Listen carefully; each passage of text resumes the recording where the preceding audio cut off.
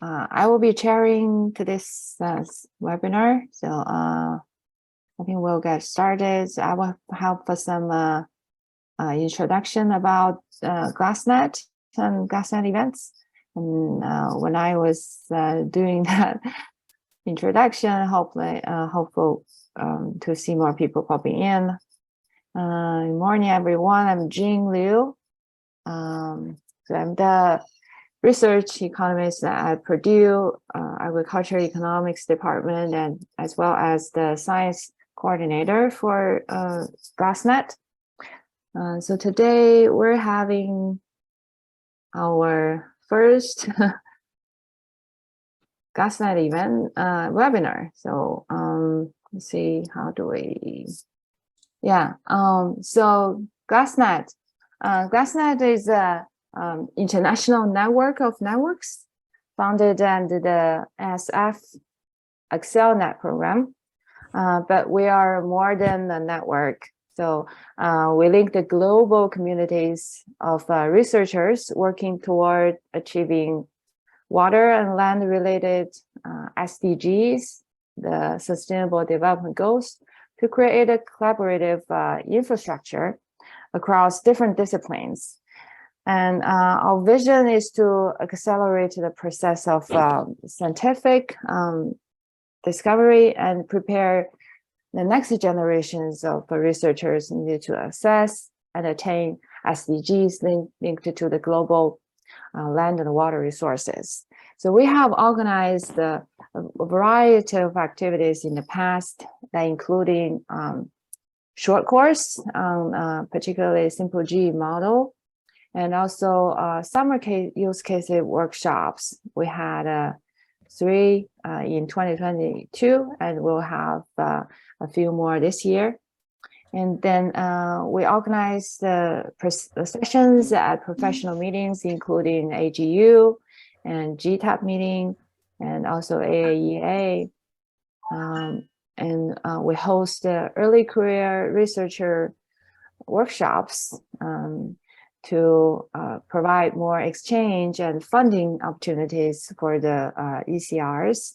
For those who are new to the GLASSNET, we encourage you to connect with us online at the webpage showing on the right lower corner. And also, if you're interested in future GLASSNET events, please subscribe our mailing list, and so you'll receive the communication from Holly, who is the like a senior manager of the GLASSNET events. So the upcoming GLASSNET event is the GLASSNET Early Career Researcher Project Launch Award Workshop. That will be on April 5th in the morning. So the purpose of this workshop is to discuss some requirements and some ideas for the early career to submit their proposal and have some funding opportunities to exchange and do some collaborative research with another network that would be able to host her or him. And you can follow the link to register the events. For today, our first official GLASSNET webinar, we hope to have more series in the future. So our topic today is transportation infrastructure expansion in Brazil. This is a paper funded through NSF, CHN2 project from MSU and Purdue. And then the co-author of this paper are the left side, the images listed on the left side. So Zhan will be presenting the work on behalf of all the co-authors. And we also very honored to have 2 discussants. Nelson Villoria is a associate professor at Kansas State University, and Angelo from MIT. Both of them have extensive experience about land use change and like a infused type of modeling, and they all know Brazil very well. And so today's schedule will be, we have Zhan start the webinar with a presentation about 20 to 25 minutes. Then we go directly to the discussion by Nelson and Angelo. Each one of you can have about 2 minutes. And then we encourage all the participants to put your question into the chat box during the presentation, but we would love to let Zhan to present, and then we go to the discussion and then address all those questions. But once you have some questions during the presentation, feel free to put it in the chat box. And yeah, without further ado, I think Zhan, the floor is yours. I will stop sharing here so you can bring up your slides. Yeah, thank you, Jing. Okay.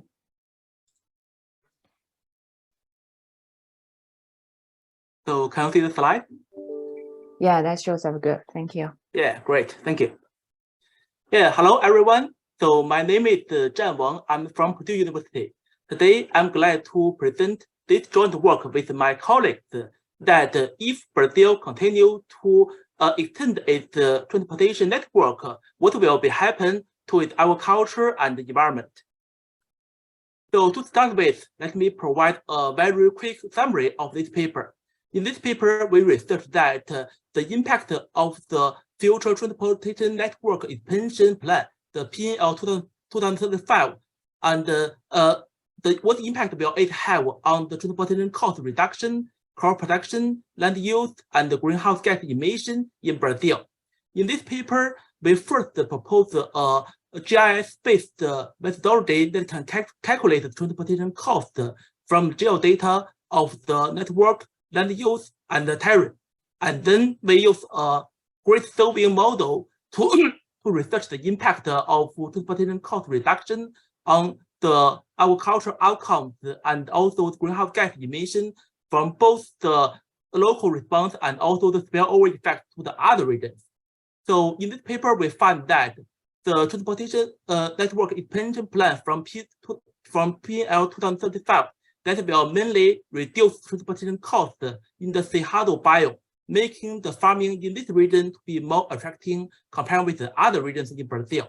As a result, simulation results show that crop output boost and cropland use increase in the Cerrado biome, but that will also cause the higher emission of the greenhouse gas from the loss in the carbon stock. However, we also find that effect can be countered by the spillover effect to the traditional agricultural regions in the southeast and south Brazil, where it's expected to have the decrease in crop production and also the cropland demand.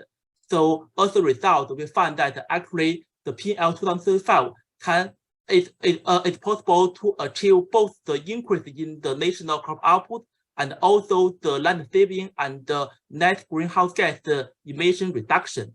So that shows us the importance of taking both the local response and also the spillover effect into the multi-scale analysis for policy evaluation. So the motivation of this paper is that the transportation cost has been a long-lasting bottleneck of Brazilian agriculture. So if you review the development of Brazilian agriculture since from the 1990s to 2020s, we will find that first, the agricultural production and productivity has been growing very fast during this period. And also, as it is shown on the figure on the right-hand side, we see the agricultural frontier area has been expanding from the south and southeast gradually to the Cerrado region, that is in the inland central west part. So the share of the central west part in the national national grain output has increased from less than 20% in the 1990s to about the half in 2020. However, the central land, the inland central west area is also the area that suffers from the high transportation cost. So from the literature, we find that the transportation cost in this region is equivalent to about 11 to 28% of the total free on board price or the price at the port. Or as we can see from the tables on the right hand side, when we compare the farmers that from the United States heartland, the farmers in Argentina, and the farmers from the Cerrado, that is in the middle of Mato Grosso, and the farmers from the coastal area in Paraná state, we find that they are facing basically the same level of the crop price at the port. However, the transportation cost for the farmers in the center of Mato Grosso is about twice of the transportation cost from its competitors in the state, and about 3 times of that from the farmers at the coastal level. So because of the high value of transportation cost in the Cerrado region, farmers there will actually have less revenues, and that further lowers their affordability of the other inputs, and then have a bad impact on the yield as well. So because of these observations, we wonder what will happen if Brazil can take some effort to lower the transportation cost. So from existing literature, we already find that so if the transportation cost decrease, that can increase both the returns of land and also the productivity of labor and other inputs. So it will increase both the crop output and also encourage cropland expansion and have a bad effect on the carbon stocks and also the climate change mitigation. However, this literature, they also have some gaps remain. For example, most of them are focusing on the increase of roadway network, but the impact of railway network has not been sufficiently researched. And also, most of them are focused on only the regions where transportation network expansion actually happens, but they haven't taken the spillover effect to the other region into the same research scope. So because of this, we would like to use this paper to address this question, but also to overcome this gap. So the contribution of this paper is that we are going to combine both the calculation method with geodata and also the simulation method with a grid soil model in order to capture both the heterogeneity at the local response and also the spillover effect to other regions. That will provide us the multi-scale analysis to capture the global to local to global interactions on the impact of transportation network and the response of agriculture and the environment. So first of all, in this study, we taken the National Logistics Plan or the PL 2035 as our policy background. So the PL 2035 will mainly focus on reducing the transportation cost by extending the railway network, while the change of roadway network is about less than 1%, because Brazil already have a highly developed roadway network as the baseline. So as we can see from this map, so the black line here, it shows the railway network at the 2017 baseline, and that is overlapped with the current green cropland area in the same year. So we can see they have been overlapped mainly in the traditional agricultural areas in the southeast and the south, but the new agricultural frontier, the Cerrado region, especially the Mato Grosso state, they have little railway network extended there. If we consider the lowest level of improvement scenarios in PL 2035, that will add the blue line together with the black line, and we see it can be a kind of extending towards the Cerrado regions and increase the connectivity of this region to the rest of Brazil. And if we consider the highest improvement scenarios, that will increase the railway length by almost 90%, and that will further cross the center of Mato Grosso and have it much better connected with the rest of Brazil. So we wonder, with this improvement in the connection, what will have the impact first on the transportation cost reduction, second on the crop output, and also the associated land use and yield, And finally, what will be the impact on the greenhouse gas emission from both the emission from the vehicles on the road or on the train, and also from the land use conversions. So in order to finish the first task, here we propose the innovative method to actually calculate the transportation cost from geodata. The first step is that we are going to collect the information on the transportation network shape file, on the data of land cover, and on the elevation data. And then we rasterize all the data set and put them together and use them to calculate the transportation speed at the fine scale level in the Brazil. So if a pixel is located on the railway network, then we use the transportation speed on the road or on the railway as a speed. If it's located outside of the transportation network, and then we assign a base transportation speed value based on the land use type and adjust that by the terrain data.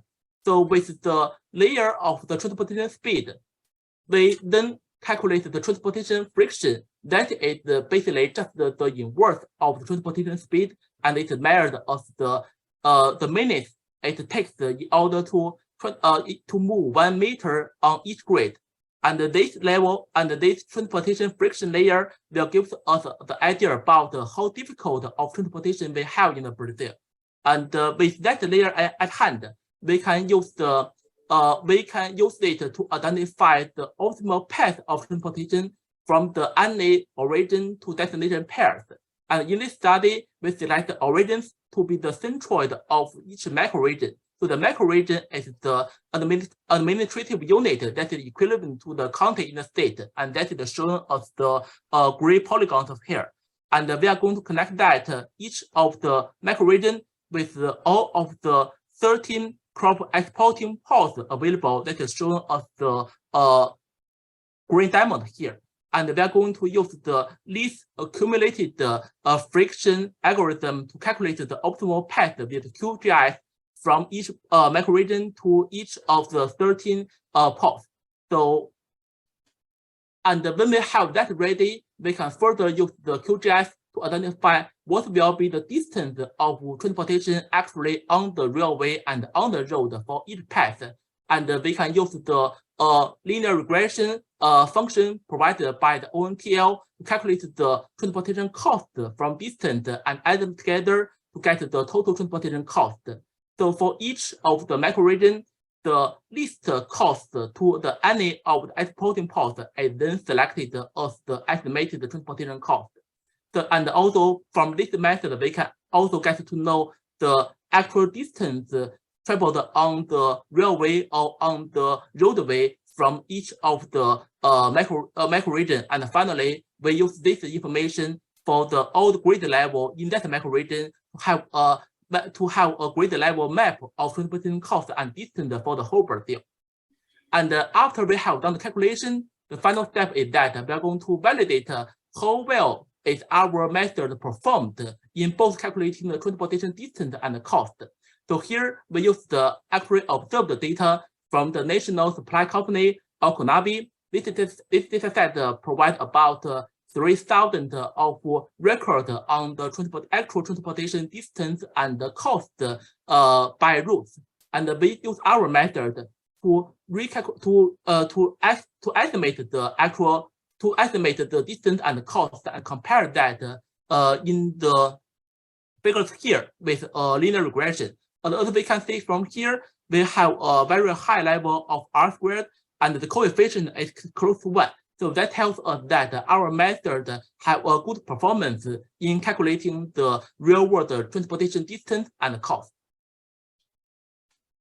And using this method, then we can calculate the transportation cost at the macro region level for the whole Brazil, for both at the baseline year, that is shown on the subplot A, and also their reduction with the low and high improvement scenarios that is shown on the subplot B and C separately.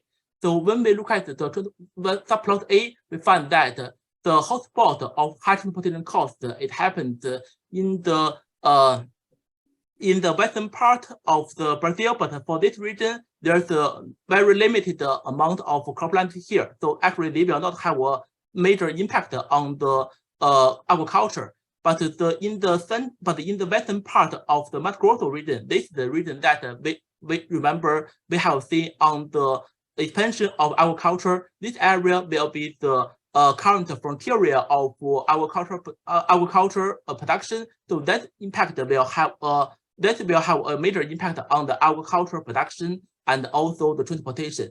And if we consider the improvement of transportation network from the PNL 2035, we also find that the transportation cost in this area will be reduced greatly. Actually, at the state level, that will be reduced by up to 23%. While in the southern part of Brazil, because they already have a very developed, highly developed transportation network, and also they are close to the port, so the PNL 2035 will have a slight impact on this region. It will be less than 6%. And with this information, we then developed the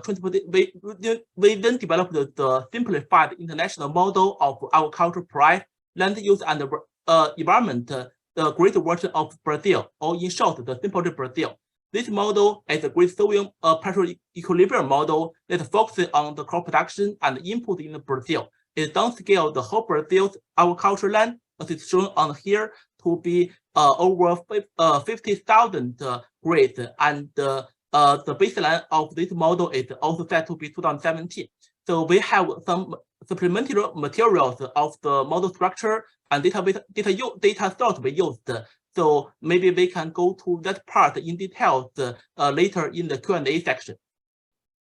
And with this model, we then use the transportation cost estimated from PNL 2035 under the low scenario, high scenario, and a counterfactual scenario is that if we assume there will be no change in the transportation network, so the network will remain at the 2017 baseline. We put this information together with the other social economic drivers that are projected from 2017 to 2035 into the simple Brazil, and use this model to simulate the response in crop output and also the cropland. So for the crop output, we further combined the change of transportation mode and distance with the emission factor of SO2 equivalent for both railway and network to calculate the change of greenhouse gas emission from transportation and also from the response in cropland. We use the data of the carbon stock factors, that is the carbon stocked at the for pasture and the cropland, and calculate the change of carbon stock from the land use, and then we combine together, have the total net response in the net greenhouse gas emission. So our research find that the PNL 2035 will mainly benefit the Mato Grosso region by reducing the share of transportation cost and increase both the farmers' income and also their export competitiveness. So as we can see from this figure, so at the baseline, at the counterfactual scenarios compared with the low and high scenarios, the share of the distribution of the cost share of transportation cost had little change in the state of Sao Paulo state, that's a representative state in the south. However, for the Mato Grosso state, that's the representative state in the Cerrado region, we find that have to reduce the high share and gradually, and with the transportation cost that can actually reduce the average transportation cost in the Mato Grosso from about $70 per ton to about $50 per ton. That is something comparable with the transportation cost we have from the farmers in the United States. So that will have the farmers in the Cerrado regions to compete with the competitors from other regions in the crop exporting market. And also on this figure, we show the change of the aggregated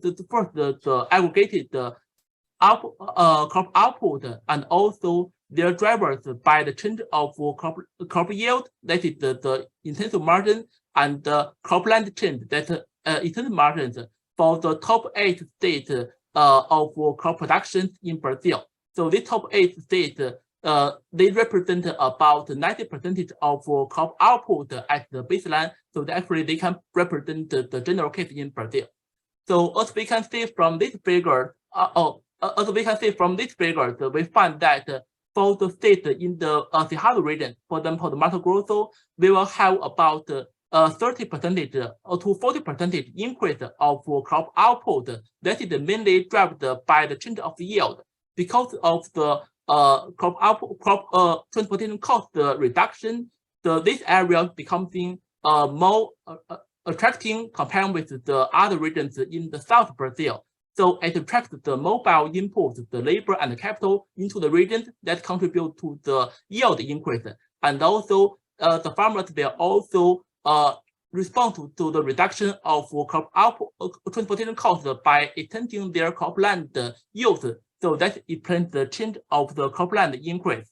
However, because we know the Cerrado region and the Southeast region, they are connected with the economic linkage. So the increase of production in this region will also happen simultaneously with the decrease of crop output in the cropland demand in the Southeast region. That will be the spillover effect of transportation network extension we find in this paper. And finally, we also find that although the moving from the roadway to the railway network will give us a net reduction of the greenhouse gas emission from the vehicle that is shown as the red and the yellow bar here. However, the impact of greenhouse gas emission from land use have a very different patterns in the Cerrado region and in the south. In the Cerrado region, we find that because of the cropland expansion, the greenhouse gas emission will also increase because of more of nature land are converted into cropland. However, that impact can be countered by the decrease of land from the southeast and the south regions. And on the national level, we find actually the PL 2035 will have a net impact of the greenhouse gas emission about 20 to 27 million tons of SO2 equivalent. So as a summary, in this paper, we find that the transportation network expansion plan, the PL 2005, will mainly benefit the cost reduction in the Cerrado biome and have our house production pattern to be moving further from the southeast to the inland central west region. As a result, we find because of 2025, PL 2045, we will have the crop output boost and the more cropland use, and also the loss in the carbon stock in the Cerrado region. This is consistent with our existing findings focusing on this region only. However, we further find that because of the spillover effect through the market linkage, that in fact, we also have the decrease of crop output and the decrease in cropland demand from the southeast and the south region. And that spillover effect can offset the impact we see in the Cerrado and have a net reduction of both crop land use and also crop output and also greenhouse gas emission on the on the national level. So these findings emphasize that the importance of using the multi-scale research network and taking the global to local to global analysis into the policy evaluation of such a large-scale project, is that we not only should focus on what happens in the region with transportation cost reduction, but also on its spillover effect to the other regions from telecopting, and that may change or even overturn the conclusion that we have from existing literature is focusing on the Cerrado region only. And that also gives us some implications about the impact of infrastructure investment and policy conversation, is that although existing literature, they argue that the investment in infrastructure will have a bad impact on the forestry conversion.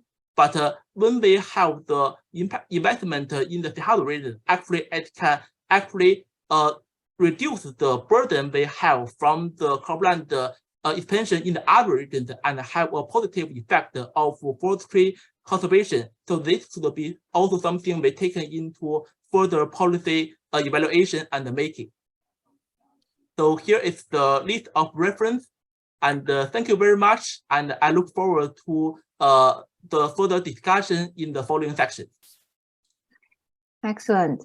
Thank you, Zhan. We're right on time. So I said we'll go straight to the discussion, and then Nelson, do you want to go first?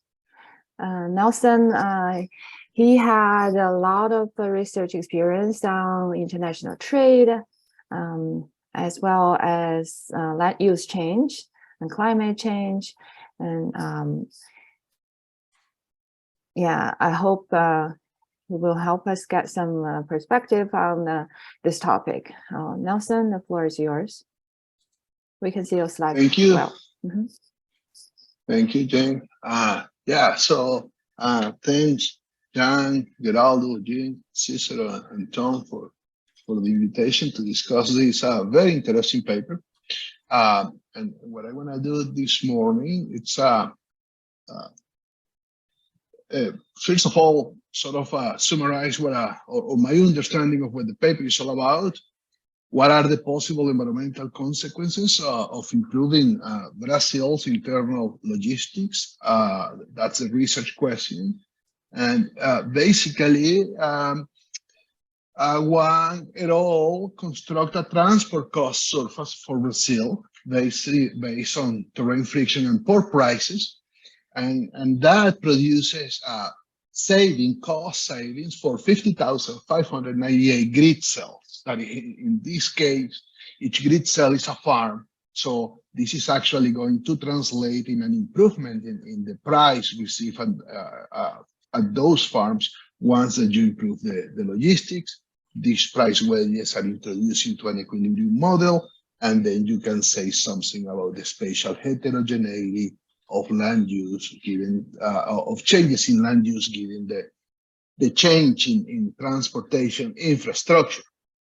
The results, they highlight the spatial heterogeneity of deforestation across Brazil. Overall land expansion, it's pretty small, although Cerrado experiences a significant deforestation. Something very interesting of this paper is to include the savings in CO2 due to greater transport efficiency. So there is overall a reduction in CO2 emission because of the reallocation of agricultural production, and to some extent because of the increases in transport efficiency. So a very nice data effort, no doubt about that. On the land cover and land use, I think that when we look at these papers, we have to appreciate that the state of the art underpinning most of the studies about global land use or spatial explicit land use globally or otherwise are based on the work of Ramankuti et al. On land cover, Monfreda et al. On the distribution of production, and Portman et al. On the split between irrigated and non-irrigated lands. And that work from Portman et al. Builds on Ramankuti and Monfreda. This data, it's almost 25 years old, so a quarter of a century, and things are changing. We have evidence that the location of production is moving. So kudos to Zhan et al. For bringing land use cover data from map biomas. I think that was a pretty nice aspect of the paper. And also the irrigation from Brazil's statistical agency to sort of have a realistic, up-to-date representation of land use, land cover, and the split between rain-fed and irrigated croplands in Brazil. I do understand that going down to crops, probably it's more difficult just because we don't have the data. But this is a nice aspect of this paper. The transport cost, it's another impressive work summary, an example of creative and effective use of spatial explicit information on location and aggregated crop prices in some ports in order to elicit a transport cost map of Brazil. What I want to do next is to place this paper in the bigger picture of other literatures that work on these kind of issues. So first, roads and deforestation, the seminal contribution here is by Chomix and Gray. And basically they ask a very similar question in a very different context, in Belize, in Central America. What would happen to land use if you, and deforestation if you build a road? As Zhan and co-authors, this literature elicits price transportation cost surfaces from transportation maps and relates them back to land use decisions. It is interesting that this sort of technique, it's being adopted by the new crop of economic geography models, and they are the key ingredients pinpointing the location of production. This is what this literature is about. If you shock productivity, what happens to factors of production and what happens ultimately to production.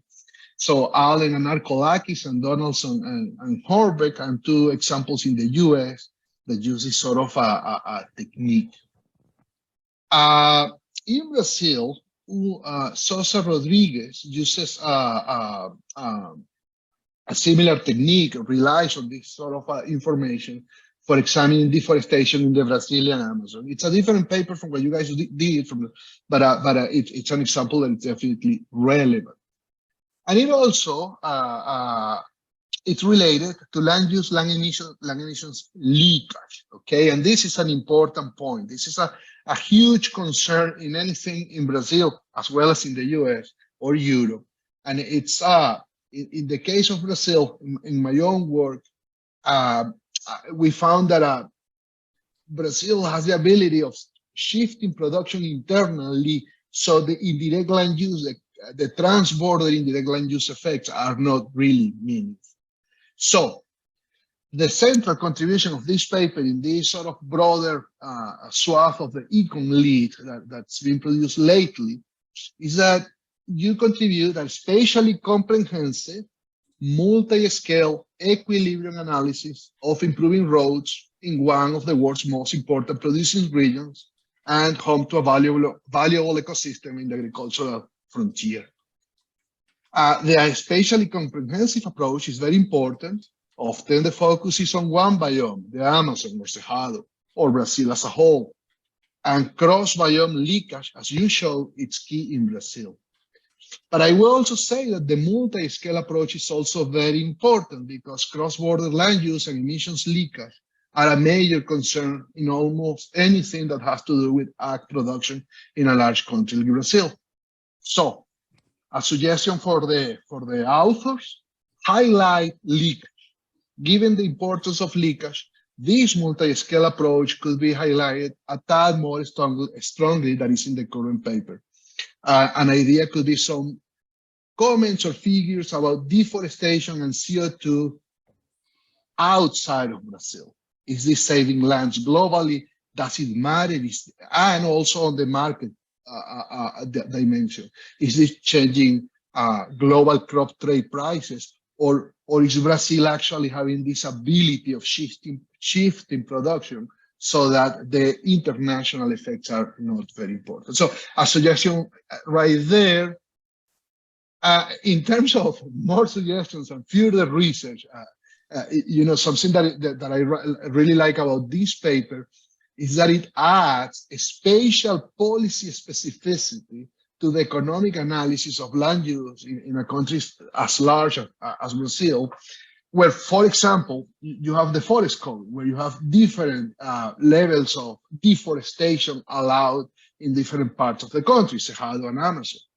So one idea for this or another paper would be, well, how much of that 11% of increased deforestation in Cerrado, for example, it's beyond what the legal code, the forest code would allow.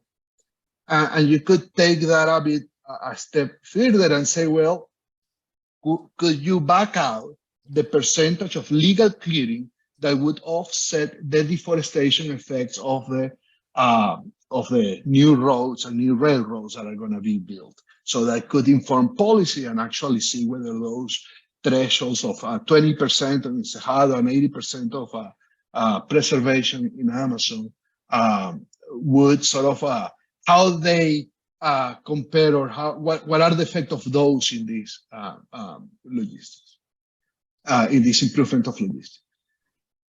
A question that I have, I didn't see it discussed in the paper, and we can talk about that more later, is that I saw very strong yield responses.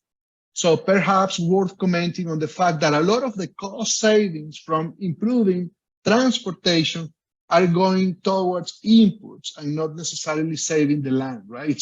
There is an intensification response there, and it is not clear to me whether that intensification response is come as an induced innovation to some sort of a break on the land expansion, or because an intensification response. I imagine that is the latter. And finally, an opportunity of this framework is to highlight the issue of land supply heterogeneity. And I'm thinking here, when you have grid cells that have the same transport cost, but have different patterns of production, it seems to me that down the road, a model like this could be ideally suited to capture this heterogeneity. This is something that is coming in other literatures, the fact that market distance to market is not necessarily the only factor influencing that change.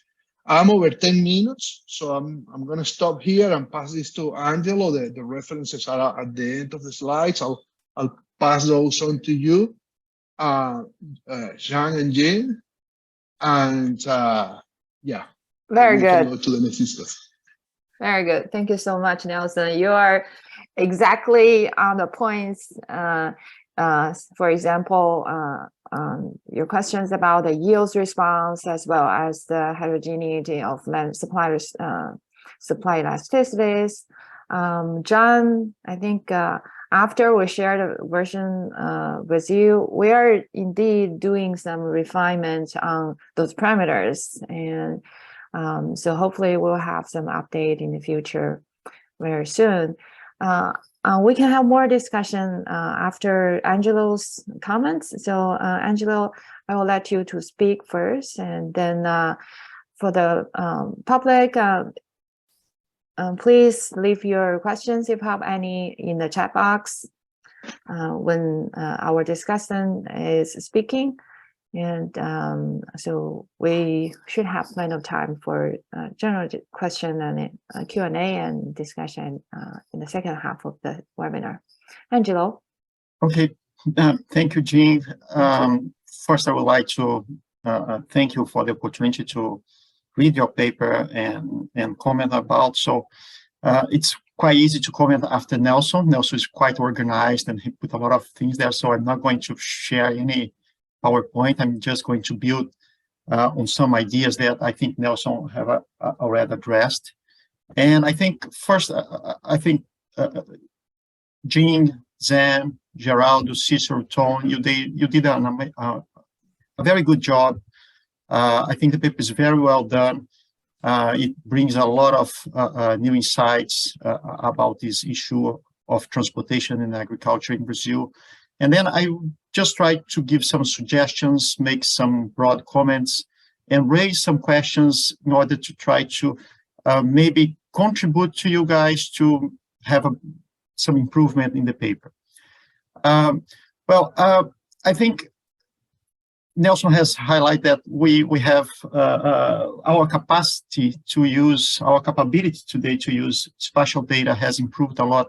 Most of the work that we do, and you guys are building some innovation on that, right? So the cost calculation, the transportation cost calculation, I think it's a very relevant piece of work that I haven't done. I haven't seen anyone doing a better job than that at this point. And of course, you are capable with simple G to look at this granularity, the spatial granularity, and understand those shifts that will imply different yields in different regions and different changes in comparative advantage. And I think it's a very, very nice addition to the literature and to the understanding of the transportation issues in Brazil, or you can apply in other places too, right? So I think my main comment is about the mechanisms that I understood that are playing out your results. So if I understand correctly, the main mechanism behind your results is this shifting of crop production from south and southeast to the Cerrado areas, mostly to the Mato Grosso state. And if I understood correctly, given that Cerrado areas have higher yields, each hectare replaced in Cerrado displaced more than 1 hectare in the south, right, and southeast regions. And of course, probably there's some elasticity, price elasticity going on that makes intensification stronger in Mato Grosso. But anyway, it's almost like you say, okay, I'm replacing 1 less productive hectare in the south and southeast for 1 more, or less than 1 hectare more productive in the Cerrado area, right? So in some sense, you guys try to motivate the work with the discussion about the Jevons paradox, the Burlow hypothesis, and I think Nelson has investigated that a lot. But you have seen the kind of result that Nelson has discussed before, Tom has discussed before, about a local Jevons paradox and a national or maybe global Burlow hypothesis, right? So I think it's the framework that you guys have can show you those kind of results. But I think there are some things that you guys didn't touch, and there are some things in the methodology that I'm not totally sure if I buy the message. I think the message could be better worked, or at least some people can think that you guys are not showing everything that you have. And the most important thing is about the land use change. You guys talk about pasture and cropland, but you don't say anything about natural vegetation. And when we go to the supplementary material, there is nothing about what's going on in terms of land use change between natural vegetation and other land use categories. It seems that you guys are just representing pasture and cropland. And I believe you are representing more than that, but it seems that you guys don't want to talk about natural vegetation. And in a country like Brazil, I think it would be much more important to try to understand what is going on with natural vegetation. People will ask you guys, okay, pasture can become cropland, there's too much pasture out there, you can intensify, but what about natural vegetation in the Cerrado area? What's going on? And if we look at the map that you guys put in terms of the innovation, the investments in transportation, there is a very huge railroad going toward the Amazon, going to the corridor of north. So you guys don't say anything about what's going on with the vegetation, natural vegetation in that area. So you guys need to bring that. What's going on in the natural forest vegetation in the Cerrado areas, where's the Amazon biome? What's going on with the Cerrado areas in Mato Grosso? So people can be clear that you guys are not trying to hide any of that information from readers. And maybe you guys don't represent that kind of area, then it's a caveat and you guys need to highlight that, right? But I think the main limitation that I see now is not talking about natural vegetation, how is the land transformation between natural vegetation and cropland or pasture land. I think it would be important to do that. About the transportation costs, some things came to my mind that I'm not sure if you guys can capture that, but maybe you should at least recognize. So when we think about railroads replacing trucks, roads where trucks will be transporting all the agriculture goods, there is some limits in the capacity, or there are some congestion externalities related to that. Not all the cargo will be transported by the railroad because it cannot fit, right? So the production is just happening in some few months of the year. You don't build that too large network that you can get rid of all that volume at the same time. So probably there are some congestions externalities that will not allow farmers to appropriate all that reduction in transportation costs. Besides that, you have monopoly power from the railroad operators. So probably the amount of costs that you guys are capturing that will reduce the transportation costs on the farmers, they are not getting all of that. It's quite hard to say how much they are going to get, half of that, 1/3, 2/3. But usually, as we have the agriculture production being closer to perfect competition, they don't have the bargain power to deal with a single operator of several railroads in the country, and maybe they are not going to experience that strong reduction in costs. Maybe it's something that you guys will never know how much they can get from that reduction of cost, but you can just put that caveat. In the best case, we would get that amount of cost reduction if we didn't have monopoly power in the operation, if we didn't have congestion externalities going on, right? So besides that, I think you guys spent some time in the discussion in the end of the paper, I think page 14, and I believe you guys had better things to discuss than what you have done, and or the way that you frame your discussion could be improved. And I will give some examples about that just as a way to try to contribute to the paper, right? So in page 14, you guys were discussing that agriculture development opportunities outside the Amazon have potential to reduce incentives to clear land in the Amazon. And there you cite Catania, Auckland, Costa, and Brown. So you do some kind of reasoning about the Amazon. But you guys are not saying anything about the Amazon in the end. Your results are not in the Amazon. Your results are Mato Grosso and Center West and Northeast Cerrado and Southeast and South Cerrado. It seems that you guys just got the Amazon outside of the area being studied. So I think your reasoning about what Catania said about the Amazon, the emission leakage, it doesn't fit with it doesn't match your findings that the spatial spillover effect is intensifying agricultural production in the Cerrado. It's more local carbon emissions from the conversion of pastures to cropland. So Catania and the others were talking about deforestation in the Amazon. You guys are just saying about pasture and cropland conversion. It doesn't have anything to do with the Amazon in some sense. So I think you guys should elaborate better a paragraph that try to bring Catania and all the others in terms of these spillover effects or emission leakage among regions.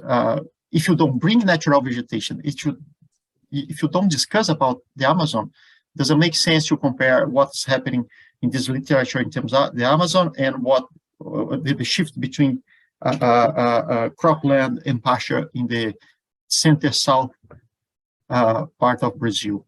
Another thing that you guys say at some point, you say something about tipping point. Yes, you guys mentioned that there is a chance that future demand will grow and then will become large enough to push cropland expansion in Cerrado, and it will suppress what you guys found in terms of this shifting in production from south to the Cerrado areas.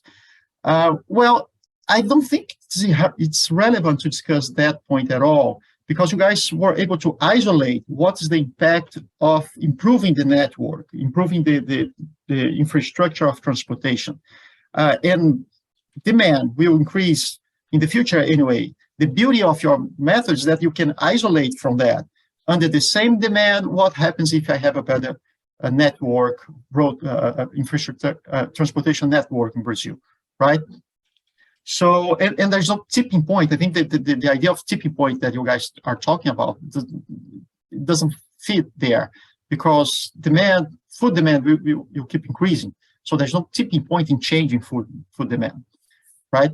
So, and finally, I think in the last paragraph of page 14, you guys are talking about outside Mato Grosso, the pressure of replacing the pasture displaced by grain production will intensified stocking density, and it can potentially accelerate pasture degradation. Well, we have seen exactly the opposite in the state of São Paulo. When we saw a lot of pasture being converted to sugarcane, the intensification of livestock improved the yields of pasture, improved the support capacity of the pasture. So I don't buy much what you guys have wrote in the last paragraph of page 14. If there is some pasture degradation because they intensify stocking density, in 1 or 2 years, they will need to reduce the stocking density because the pasture will not be able to support a higher density. But anyway, I think you guys could explore much better the session of discussion. You guys are just trying to make some connections that maybe are not that relevant. But I completely agree with Nelson. You could have talked about leakage, what happens in the rest of the world, what is happening with natural vegetation in the Amazon. I think those things would be much more relevant as contribution of the paper than discussing those specific things that you guys try to discuss there. But anyway, it's just an idea about how you guys could build more value in the top of the work you guys have done. Well, besides that, I think the work is wonderful.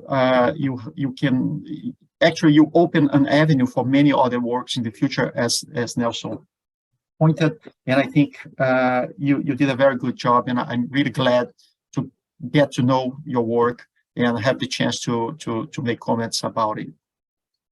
Thank you very much. Thank you, Angelo, for the very thorough discussions.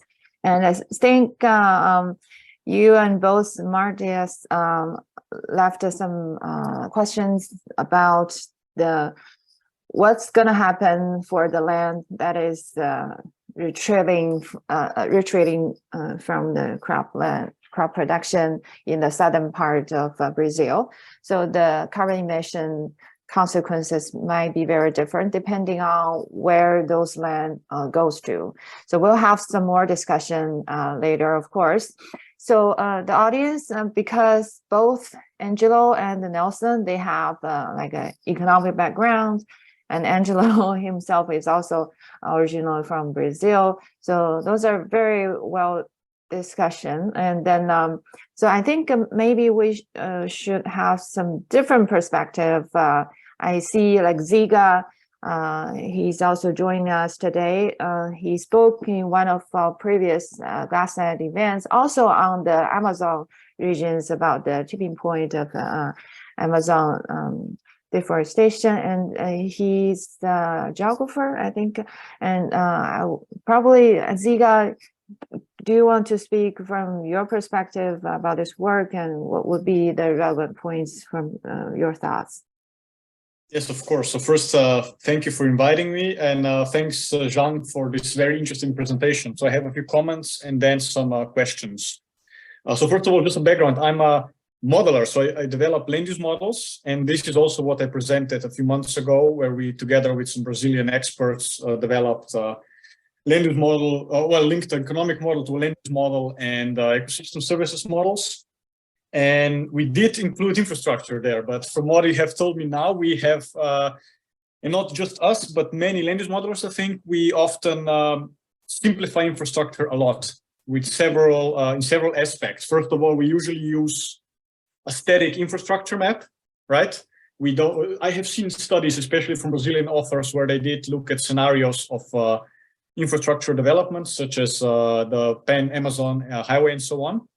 But in our case, we kept it because we also worked in other countries in the Amazon basis. We kept it static, but the impact is quite strong. So transport infrastructure is often a spatial variable that's very important in our models. So when we do our we do a statistical, we derive statistical relationships between land use or past land use change and different geographic characteristics, soil, climate, and also transport infrastructure. And I was surprised to see, this is something we didn't really check, that these main hotspots of recent deforestation and cropland expansion, such as in Rondônia or Mato Grosso, are actually far away from this main current infrastructure. So this also, in our model, because we used different data, I think we sort of covered it, but I think if we would have used your counterfactual, wouldn't we show that there's more cropland expansion proposed in areas with less infrastructure? So that's my first comment. Just because our model, so what we do just treats it as as an input variable. Why we often do this is because we consider, and what we have observed in several parts of the world, that the farmers do not necessarily use this main transport infrastructure, but also minor roads compared to those that are in policy plans. So not minor in terms of importance, but maybe in terms of priority. But maybe I'm wrong. So maybe our models there are wrong and we need to do another model run. So I would like to see your insight on that. And my second question is mostly on, I think you haven't touched illegal activities. So we have seen illegal activities, not just in Brazil, but also in other Amazon countries. And these are not, couldn't we argue that there's more illegal activities far away from these main roads because they are, better kept, uncontrolled, or they're easier to perform illegally to what you have shown. So that's basically my two major questions, because what we have done is when we did our business as usual, we have treated current dynamics of, let's say, these illegal activities, and they're introducing road network. We kept no road network as it was. And the first one, yes, like I said, from our experience, we have seen that also in areas where there was no such major infrastructure investments or development so far, we have nevertheless seen a lot of cropland expansion. So, and these were the inputs or the theory behind our model as well. But I wonder if we are wrong or how wrong we are. If you can maybe expand on that. So thank you. Excellent. You're not wrong. All the models are wrong. Some are useful. Very good. So I think we already see one question, two actually, from the chat box, from the matters. So Zhan, so before we start to address the questions, could you have a brief response to all the feedbacks from the discussants? So we have got a lot, so we need a lot of time to digest those, but could you respond briefly to any points you feel you can? Yeah, sure. First of all, thank you very much for all of the wonderful comments made by the discussant. So first of all, I would like to respond to what Nelson mentioned about the high yield response. So actually, in our internal discussions between the co-authors, we also find that the yield response actually, because in the current model, we are assuming that all of the mobile inputs, including the capital, the machinery, the labor, the fertilizers, they are said to be fully mobile over all the grids in Brazil. But later we find that okay, maybe that assumption can be too strong. Maybe in the real world, we understand that there's some mobility constraint, and that can decrease the yield response we see in the model. So one of the next steps we are going to do is that we are going to set up the other scenarios where we reduce the mobility of this mobile input and see how will that change our results on the yield. And I think some of the experiment on that direction can help us to understand better on what will be the level of actual yield response and their contribution to the crop output. So that's the first point. And the second point is that, so Angelo mentioned in this paper, we are focusing on the land use conversion between the cropland and pasture, but not for the other nature vegetation, for example, forestry.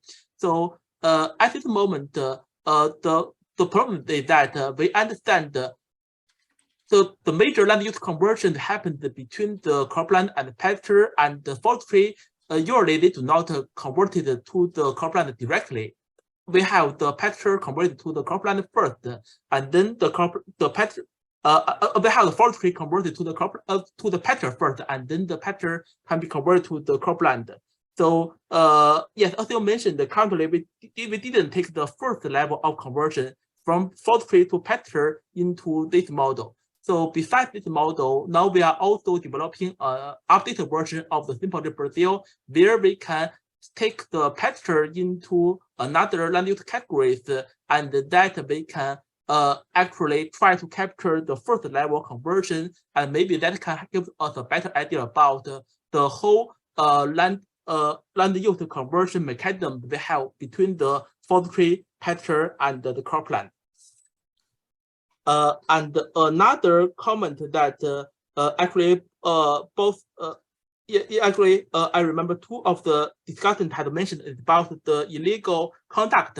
So we got to know that in Brazil there's the policy called the legal reserve. Is that, for example, if you are farming in the area of the Amazon biome, you can only use 20% of your total land owned. But if you are farming in the maybe the Cerrado region, but it's still within the legal Amazon, you can use up to 65%. And if you are using the land outside of the Amazon and Cerrado, you can use up to 80% of the land.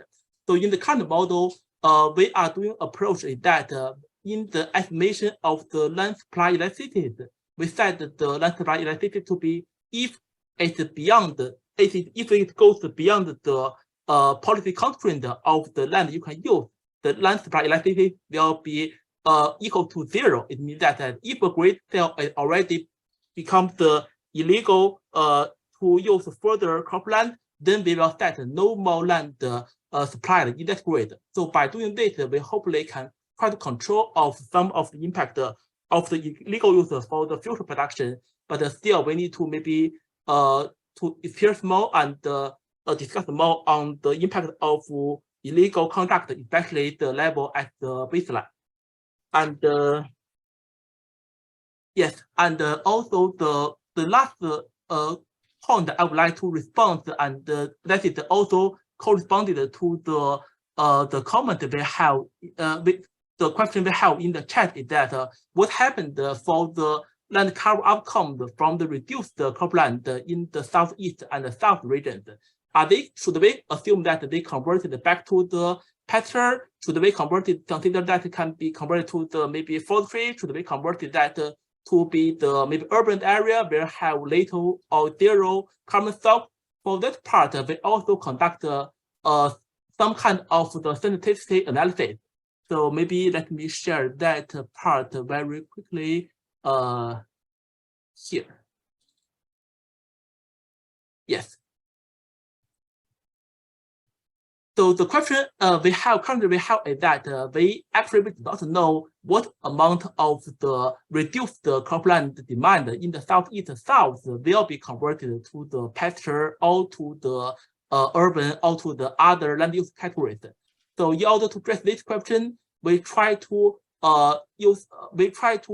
make this figure that the axis gives us the percentage of reduced cropland in the southeast south if we are assuming they are converted to the pasture, that is the vegetation referred to.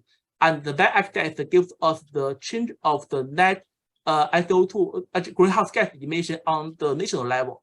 So by doing this analysis, we find that in order to have a net reduction of the greenhouse gas emission, we need to have at least 85% of the reduced cropland in the southeast south region that are converted to at least the pasture or maybe some other land use categories with higher carbon stock factors. So And if it's not the case, if not that amount of current are converted, then maybe end up with a net increase of the greenhouse gas emission. So this is something we would like to further add to the paper, a discussion about what will be the impact of land use conversion in the real world, comparing with what we simulated in the model. So yes, this are my response. So hopefully that can answer some of the questions. But if there are more questions, we can discuss more. Thank you, Zhan. Yes, that's briefly talk about. Zhan briefly talked about. We do realize that what will happen in the spared land from the southern part of Brazil may have like a impact on the total carbon emissions. So we're trying to find like a threshold that will make the overall carbon neutral results for the for this land use change after the infrastructure update. So so I think that's related to the first question appeared in the chat box raised by Martus. And also, Martus, you have another question about the greenhouse gas emission reduction from transportation mode shifting from roadway to railway. So the question is, does it offset the deforestation driven by crop expansion in the Cerrado? Zhan, do you want yes. to answer that? Sure. So for that question, let's go back to this figure. Here we show if we ignore the land use part for a moment, we only look at the railway and the road emission. We know because the railway transportation is more cost efficient and also carbon efficient compared with the roadway. So when we are depending more on the railway for the transportation and less for the roadway, we will have a moderate increase of the rail emission because we are transporting more crop on the railway, but have a huge reduction on the roadway. And basically, this pattern is the same. The only difference is the magnitude, no matter that happened in the Cerrado, in the southeast south, or in the rest of Brazil. However, the difference is that so in the Cerrado, the change from the vehicles that is going to be the negative is in the opposite way of the change of the land use that will be a positive increase of greenhouse gas emission. So I cannot say it is offset, but it kind of canceled one part of that. And however, in the southeast and south, the impact of railway and roadway is kind of quite small compared with Cerrado, but the land use takes the major pattern. So as a result, when we look at the aggregated result on the Brazil level, we will find that both the aggregated land use impact and also the aggregated vehicle impact will be negative, and that's why we end up with a net reduction. So I'm not sure if it answers your question, but if not, please let me know and we can discuss further. Okay, thanks, Zhan. If no more discussion on this, so I would like to move to the next question. But Martus, I see you are there. Do you have any comments on Zhan's response to your questions? Martus, do you have any response to? Yeah. Just, would you like to add something else? Yeah. Oh, that's okay. Thank you. Okay. Yeah. Good. Okay.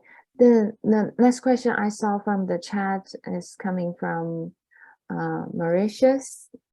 So Mauritius, if you, so Mauritius was asking, it seems like we assume that production will remain similar to what we have now, not evolving or gaining more complexity? And what about the impacts of a sustainable intensification with, say, multi-cropping, and then also the value-added crops? Some challenges and demand for transportation may change, and the connections to the carbon economy also. Yes. So this slide, it shows our experiment design. So when we are considering the change of what will be the production change in the future, we actually keep the structure as we have for today, but we change the parameters. For example, the multi-cropping can be represented by the increase of the TFP growth that is actually captured in one of our social economic drivers. And also in the current model, we have the structure of the amount of crop that are used not only for the direct consumption, but also for the use for biofuel production, by the livestock use, by the processed food. So we have that structure built in the model. So if we say there will be a policy that gives us a major change of the structure, we can done by shocking some of the parameters in order to capture the model. But at this moment, we mainly focus on the change of the TLP growth, and this is captured here from the TLP growth projection. Okay, thanks, John. Mauritius, are you happy with the response? Do you have any elaboration about your questions if you're there?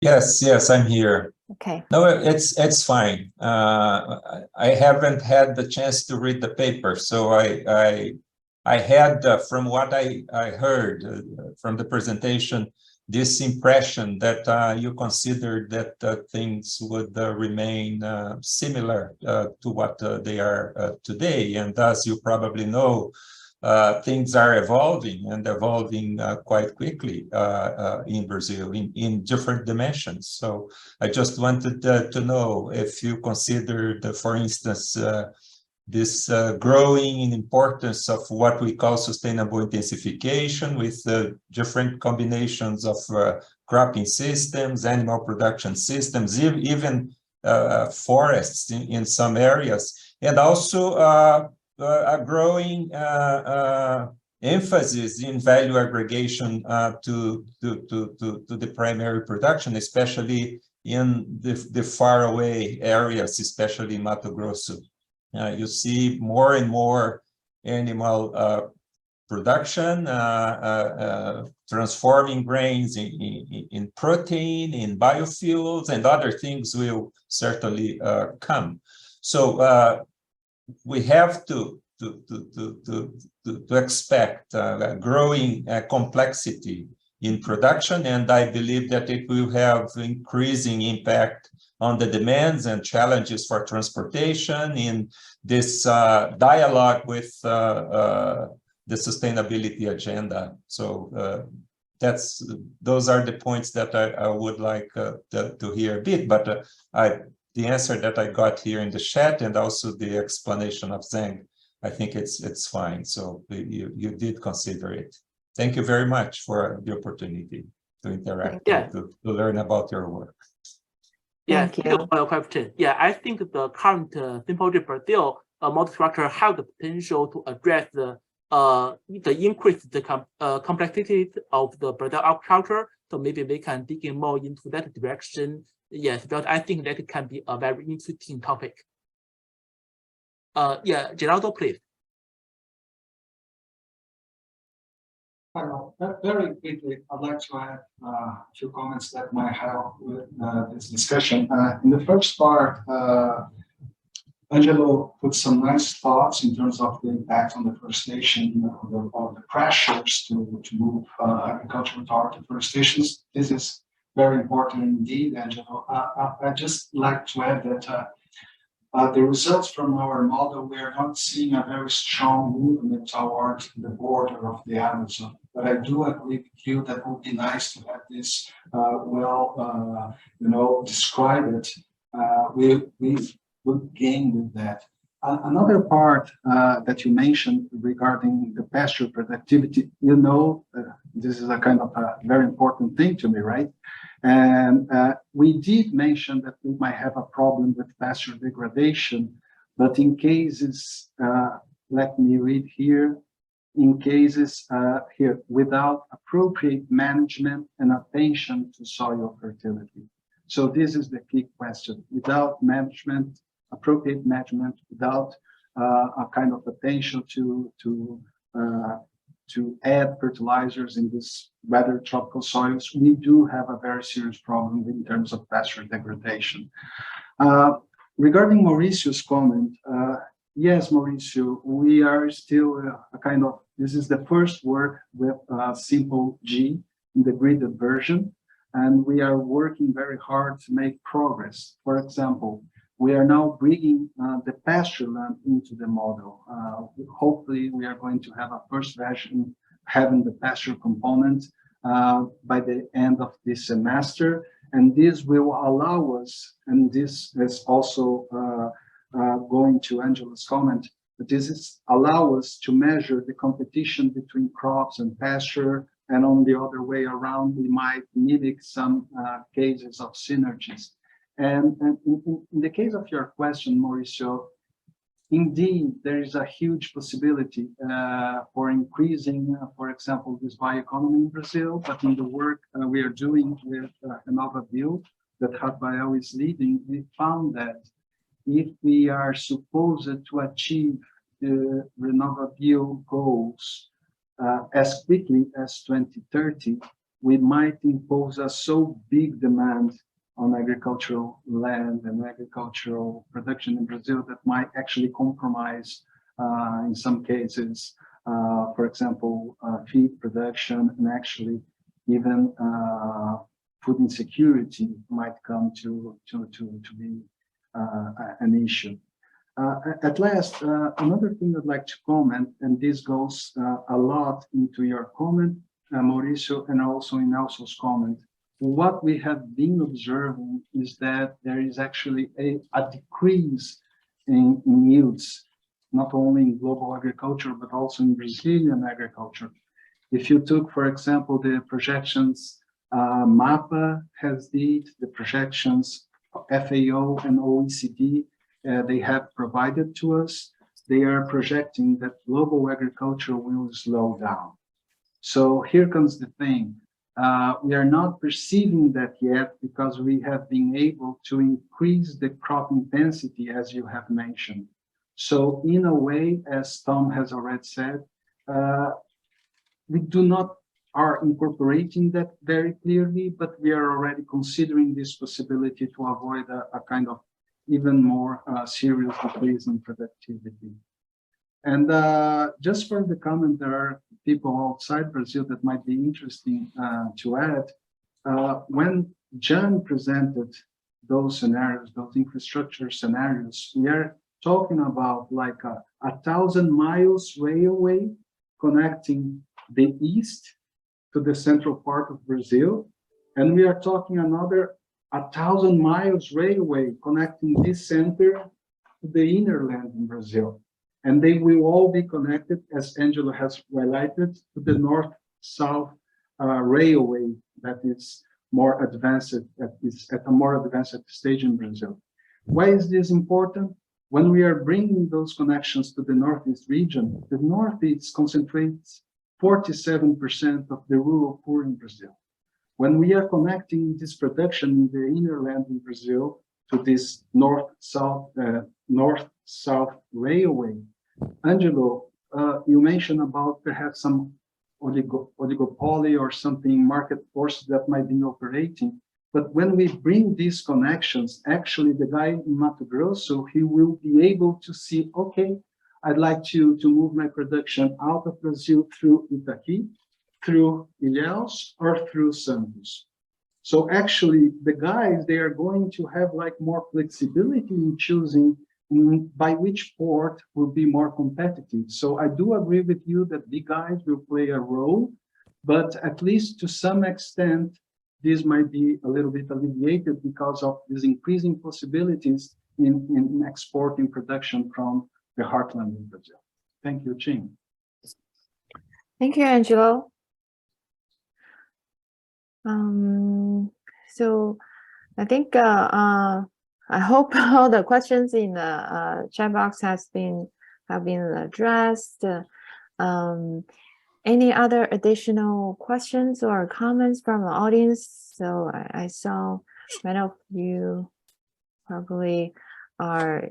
Angelo, please. Angelo. Yes. Yeah, as I have the privilege to be one of the discussants, I hold my other questions today. So it's as something that I think would be nice to try to do. And I'm not sure if you guys are able to, and I don't know how much the literature try to explore that, as there's at least one strong connection to the north. And we could expect that railroads are much less intensive on services along the road, and they carry much less people than the roads. So they give much less access to the edge of the forests.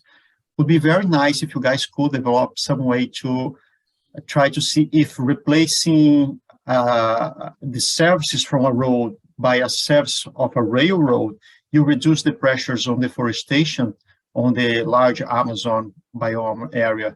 So when you open a railroad, as you don't need that much more service from the road, do you decrease the flow of people, the small business that need to pop up along the road, the access that people can have to the edge and start that kind of fish spine deforestation pattern. So is it possible to try to use Simple G to investigate this kind of question? It's better to have railroads connecting the north corridors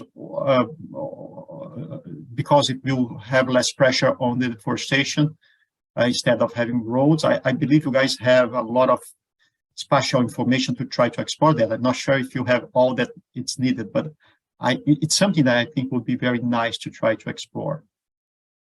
Okay. Yeah, thank you for the comment. So at this moment, from the PL 2035, we only have the network ship file of the road or the railway, but actually we do not know the volume of that road or railway, and if that is mainly for the passenger kind of food. But I think that the model structure allow us to do that kind of research as long as we have data. So if we can get the data, more information about, okay, so what will be the volume of that road and what will be the major community that is transport, maybe we can have a more improved version from what we are doing now in order to capture the information. So I think, again, we are constrained by the data we have, but we do see of a lot of the future opportunities along this direction. Thank you, Zhan. I see one more response from the chat from Sibel. You talked briefly about the relevance of, it's not very clear to us. Are you available to elaborate on your comments? Yeah, thank you, Jing. The question is exactly what Mauricio already said, mainly about the question of adding value to the crops that are created in scenarios that preserve the environment. I believe that this question, that we really have more value added, would be considered in the study, because not only about carbon, not only about sustainable intensification, but thinking about creating a market for the products that came from sustainable production systems. This would affect the logistics in some way, and I know that the study will evolve for this in the future maybe, but just to emphasize that this is really important, and not only for Embrapa, but even for the Ministry of Agriculture. Very good. Very good. Yeah, also I'm realizing maybe so that from the news, like multiple ethanol plants has been added in the Central West. So any that will give the another wave of corn production expansion. Do any of you see that trend, like competing with the production of other crops to be exported or for food use in Brazil? Should that be a concern? Yeah, we're going first, Geraldo and then Angelo. Yeah, one thing that we can explore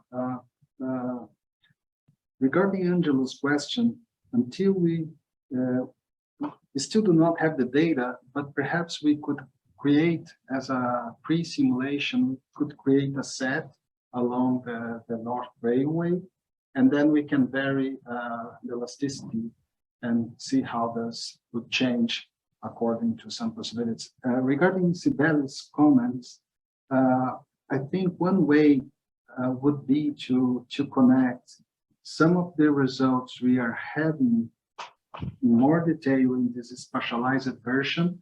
We could plug a few of those results as shocks to general equilibrium modeling. I just talked to Angelo. We are together in another project. We are working with CGE. Tom, you are still not aware, but now we are able to connect the GTAP to several regions in Brazil, actually the most important producing regions in Brazil. And if we are able to do that, and Angelo could explain much better, we are going to have an opportunity, Sibeli, to test what's going on. For example, we could mimic what we are having in this model, and then under a CGE approach, a general modeling approach, we could grab more perspectives in terms of what's going on, not only with the agricultural sector, but with the whole economy, that then we can bring this to attention. Good. Angelo, you want to speak? Yes, just reacting to your question, Jing, about there is some expansion of corn ethanol production in the Center West, in Mato Grosso state and other states around there. And it's mostly corn ethanol. But as what I have been following on that is that the majority of that corn ethanol expansion is using second crop corn. And then we have seen that it's expanding the area of second corn crop on the top of soybean area, not exactly pressuring the opening of new corn production. And what's happening is exactly the opposite with the area of first corn cropping, single corn cropping. It's decreasing fast, and it's quite small in the region today because farmers realize that it's more profitable to grow corn on the top of soy after soybean. And then it was a kind of cheap product there because it was hard to transport into the port, and now there's an industry that's demanding that.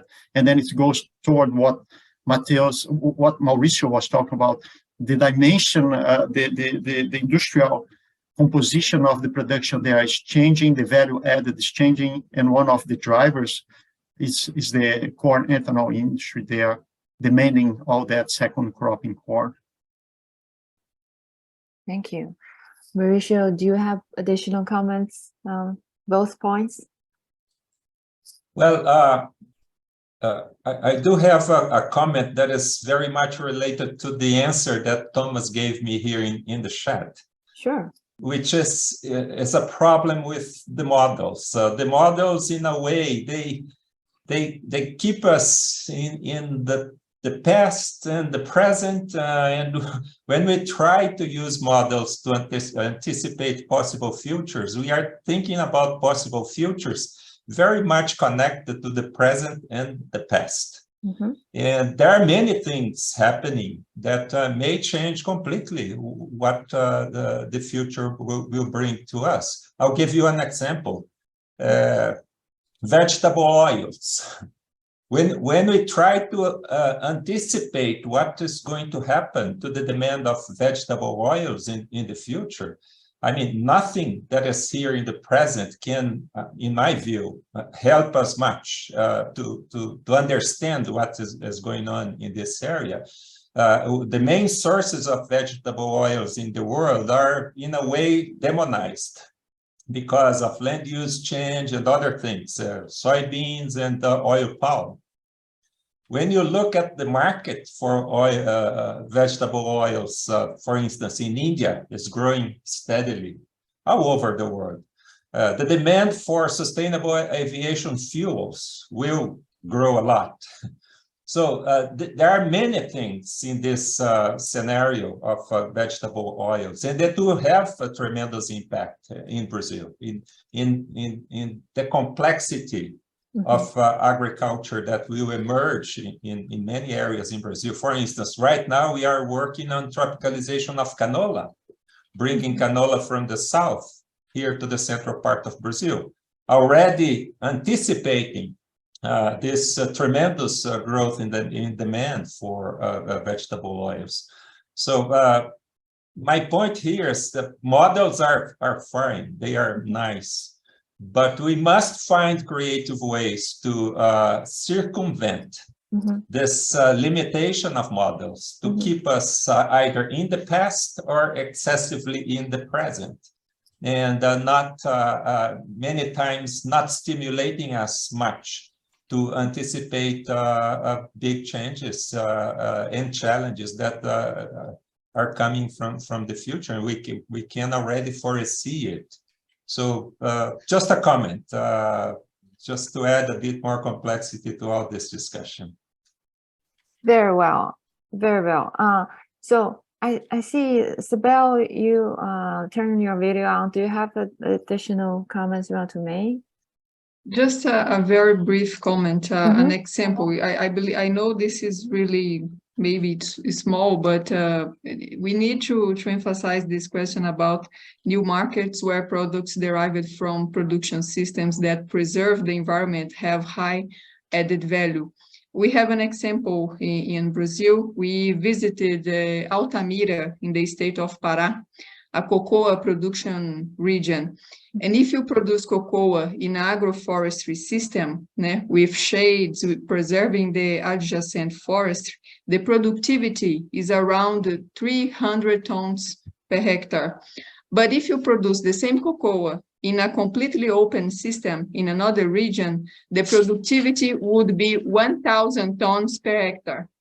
There is a fundamental difference here. Then that cocoa that is produced with less yield, we need to have a market. We need to have, as Thomas said here, we need to find a way to transport infrastructure. Then this product would be a high value, and you will be incentivizing the preservation.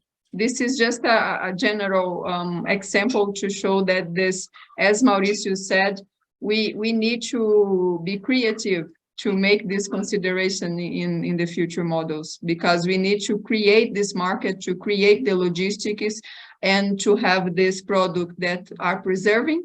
They have a yield that is really less than the other, but if they have a high value added, and if they have a logistic way to find the market, we will be incentivizing the preservation, and that other producer that is having now a higher yield would start to plant trees, just to make this connection between the sustainability itself with the question of logistics and creating market for for products that preserve. And overview, just a brief add. Thank you. Very good. Thank you very much.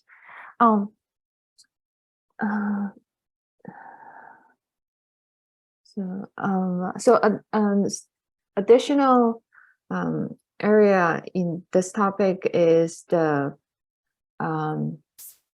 like a internet competition in the global market. So even though we present mainly the results for Brazil itself, our model is able to represent the regions outside Brazil to maintain some connection between Brazil and the rest of the world, and also the impact transmitted by the commodity markets. And so because we're looking at the competitiveness of Brazil exports, so I'm also seeing some growing trend of Brazilians exports to the global market. Recently, a news appeared to my attention is Brazil may export more corn than US in the very near future. And even and Brazil is already a very strong competitor for soybean exports to China as an alternative source from US produced soybeans. Anyone from the audience wants to comment on that international competition and also the role of Brazilian exports relative to US and China?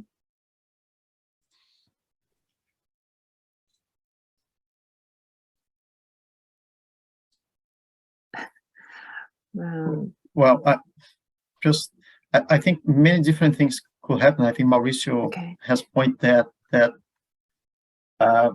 different demands are rising in the world, and it's hard to say if our corn will get a higher share than the US one, or it's going to feed our growing corn ethanol industry.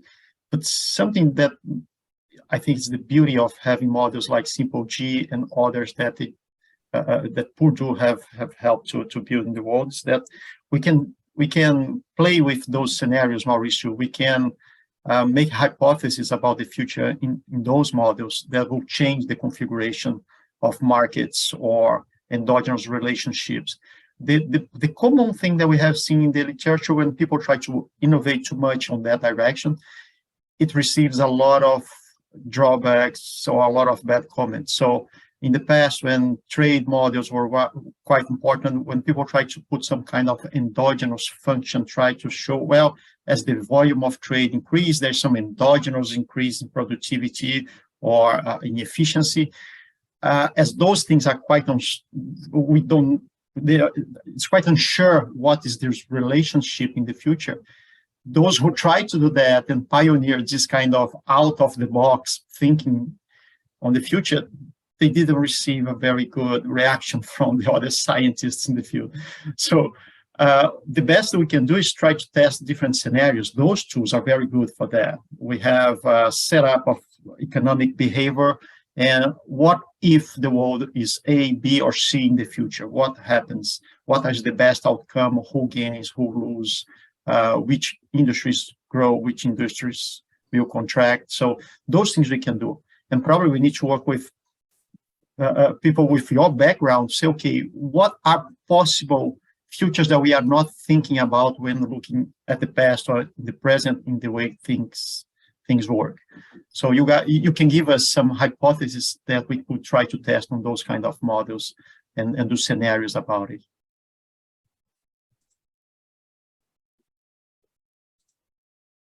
Jing, I didn't answer your question at all. No, that was very good. And I just looking at the screen, I saw Mauricio turn on his microphone on and then turn it off in case you have response to that question. No, it's sorry, I didn't follow exactly your question because I was a bit distracted here responding to Tom in the chat. But from what Angelo mentioned, the thing is, models are still very elusive for most people. You must make them less elusive.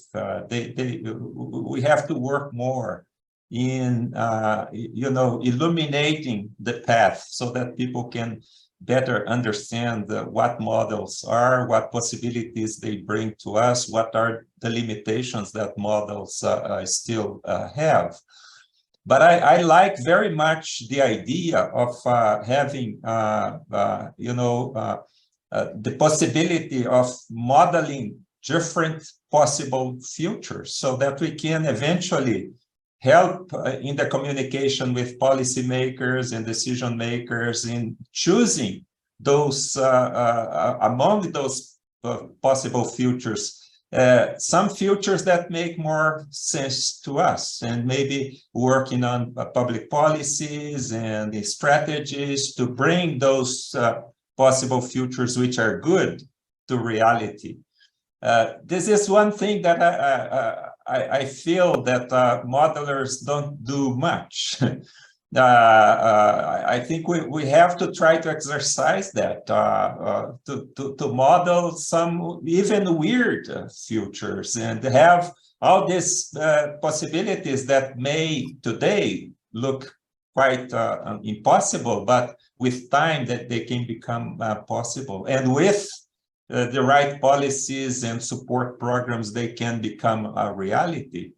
I don't know. I would like to learn how modelers are seeing this absurd development in artificial intelligence, for instance. We see now GPT-4 is now coding. People that have no knowledge of codes can, using AI, start just coding. What will happen to models with such possibilities with artificial intelligence? And I would like very much to think that models will offer us a lot more in the future, many possible futures, so that we can discuss them, we can complain about them, but at least we have these possibilities laid out so we can think about them. So just a few reflections here. You probably are seeing this evolving, and I hope it will evolve like this. Thank you. Thank you very much. And also, thanks, Tom, helping us address those questions in the background. And Tom does spend a lot of time advising the paper as well as the GLASSNET activities. So Tom, do you want to speak briefly about the paper or anything about the GLASSNET testbed? First of all, thanks, Jing, for organizing the seminar. Zhan and the others, excellent job on the paper. It's a great example of coordination and sharing of modeling knowledge on the one hand and country-specific knowledge. Geraldo has had so many good ideas, and Cicero, about how to bring Brazil-specific information to bear in this model. It's a great example of what we strive for in GLASSNET. We have something called test beds, and Embrapa is a test bed for GLASSNET to take these tools to a particular country and see whether we can shed interesting light, important new light on questions. So this was a fantastic seminar. I enjoyed listening to the presentation, and the discussants were excellent. A little bit more on GLASSNET more generally. We, in spirit of what Mauricio is asking for, we are trying to bring together not just models within a to really address Mauricio's point about looking beyond the current models. We need to bring together different disciplines. We need to bring together scientists from across countries, as we've done nicely here. So GLASSNET really is about addressing the challenge Mauricio has put out for us here, and to do it by marshaling intellectual resources from across the world and across many disciplines. So GLASSNET does have about a dozen different networks of scientists involved, coming from different disciplines, and we're very excited about that. I have put a link to the website in the chat, and that will be, please visit that. Please subscribe to the mailing list to keep up to date on these things. I'm very excited about the work Jing and others are doing to bring early career researchers into this network and to grow the next generation. It's really the young researchers, Mauricio, that are going to be able to address your challenge. Those like myself are still a prisoner of, of our past. And so we're excited about bringing forward and supporting young researchers. And there are funds for researchers from Brazil to come to the US to Brazil, similarly with other regions. And to learn more about that, I think being in touch with Jing, coming to the next early career researcher workshop, if that applies to you, would be great, very valuable. But thanks to all of you. It's been a great seminar and a great example of the kind of collaboration that GLASSNET is trying to encourage. So thanks, Jing, for the opportunity to share. Thank you, Tom. Yeah, we had a very good discussion on the interesting paper. I hope you all enjoyed it, and I will share the recording and some materials online. Holly will be in touch with you for that. And if you have additional comments, you're welcome to contact us. I think also encourage you to subscribe on mailing list to get some communications about our new newsletter and future activities. Thank you all for being here with us today, and I hope to see you in the future GLASSNET events.